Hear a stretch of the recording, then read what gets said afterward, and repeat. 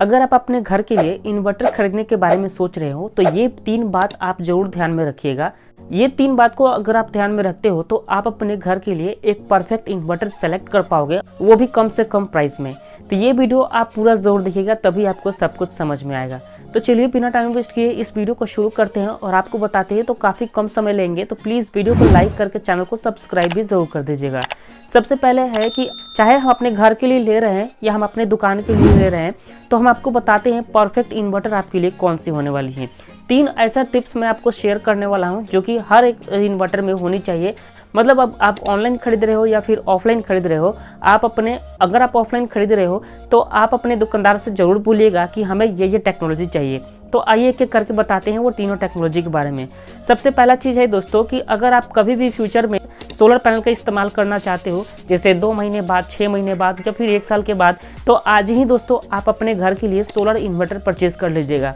देखिए, solar inverter आपकी बहुत ज़्यादा हेल्प करता है। जैसे इससे फ़ायदा ये है कि हम सोलर पैनल से ही अपने घर का लोड चला सकते हैं। अगर आप सोलर इस्तेमाल नहीं भी करते हो तब भी दोस्तों हमारा सोलर इन्वर्टर जो है नॉर्मल इन्वर्टर की तरह काम करता है। जैसे कि आज मान लीजिए कि आपने सोलर इन्वर्टर ले लिया और आपको साल भर बाद सोलर पैनल लेना है, 2 साल बाद भी लेना है, तब भी कोई दिक्कत नहीं होगी। जैसे आपका नॉर्मल इन्वर्टर काम करता है उस तरह से भी आपका सोलर इन्वर्टर भी काम करेगा।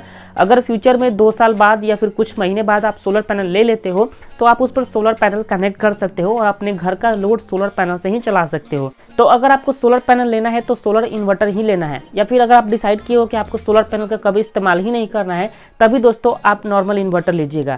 अब दूसरा टिप्स के बारे में आपको बता रहे हैं। देखिए, चाहे आप सोलर इन्वर्टर लेना चाहते हो या फिर नॉर्मल इन्वर्टर लेना चाहते हो, आप साइन वेव टेक्नोलॉजी वाला सोलर इन्वर्टर या फिर नॉर्मल इन्वर्टर लीजिएगा।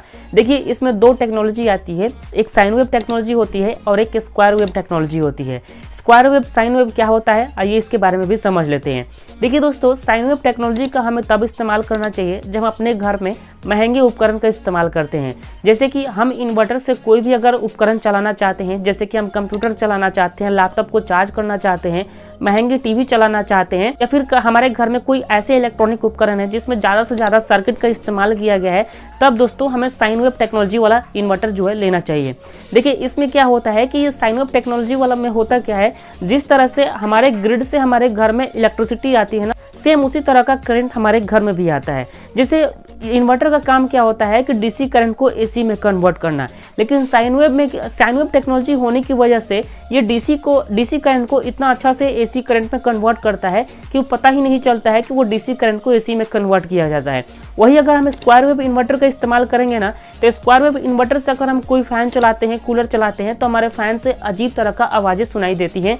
उसी तरह से अगर हम स्क्वायर वेव टेक्नोलॉजी इस्तेमाल करते हैं और हम अपने घर का महंगा कोई टीवी चला रहे हैं या फिर कोई कंप्यूटर डायरेक्ट कनेक्ट किए हुए हैं, कंप्यूटर चला रहे हैं, लैपटॉप चार्ज कर रहे हैं, तो हो सकता है कि हमारा वो उपकरण खराब हो जाए। हालांकि बहुत कम केस में ऐसा देखा गया है कि उपकरण खराब हो जाती है।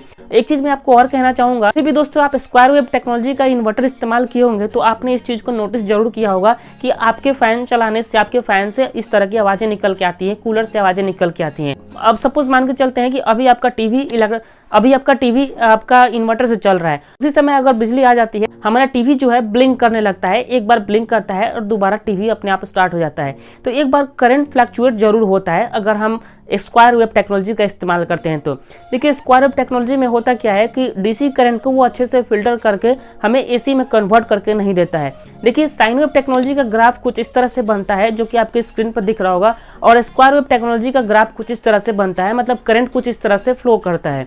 तो इस वजह से हमें कभी भी साइन वेव टेक्नोलॉजी का इन्वर्टर लेना चाहिए अगर हम अपने घर में महंगा से महंगा उपकरण का इस्तेमाल कर रहे हैं तो। ओके गाइस, तो इस चीज़ को आप जरूर ध्यान में रखिएगा, बहुत ही ज़्यादा खास था। अब अगला चीज़ क्या है, इसके बारे में भी हम आपको बताते हैं कि कभी भी दोस्तों आप अपने घर के लोड के हिसाब से इन्वर्टर परचेस कीजिएगा। जैसे कि आपके घर पर जैसे आप अपने इन्वर्टर से 500 वाट का लोड चलाना चाहते हो, तब दोस्तों आपको लोड के हिसाब से ही इन्वर्टर खरीदना चाहिए। ऐसा नहीं होता है दोस्तों कि आप बड़ा सा इन्वर्टर खरीद ले रहे हो और छोटा ही और कम से कम आपको लोड चलाना पड़ रहा है, तो उससे उस केस में क्या होगा कि आपकी बैटरी पर ज़्यादा इफेक्ट आएगा, आपकी बैटरी जल्दी से खराब होने की भी चांस रह जाती है और बिजली की भी ज़्यादा खपत होने लगती है, क्योंकि ज़्यादा बड़ा इन्वर्टर होने से आपका करंट ज़्यादा लॉस भी होगा और जब बैटरी को चार्ज करेगा तो तेज़ी से हमारी बैटरी को भी चार्ज करता है। तो इस वजह से अगर पैसे की भी बचत करनी है और बिजली की भी बचत करनी है तो लोड के हिसाब से ही आपको इन्वर्टर परचेज करना चाहिए। अगर आपको जानना है कि कितने वाट का लोड पर कितने VA का हमें इन्वर्टर लेना चाहिए तो उसके लिए हमने ऑलरेडी डिटेल में वीडियो बना करके रखा हुआ है, आप उस वीडियो को जरूर देख लीजिएगा। हमने डिस्क्रिप्शन बॉक्स में लिंक दिया हुआ है या फिर आप हमारे चैनल पर विजिट करके भी उस वीडियो को देख सकते हो। तो ये 3 टेक्नोलॉजी के बारे में हमने आपको बता दिया जो कि आपको इन्वर्टर लेते समय आपको बहुत ज़्यादा ध्यान रखना चाहिए।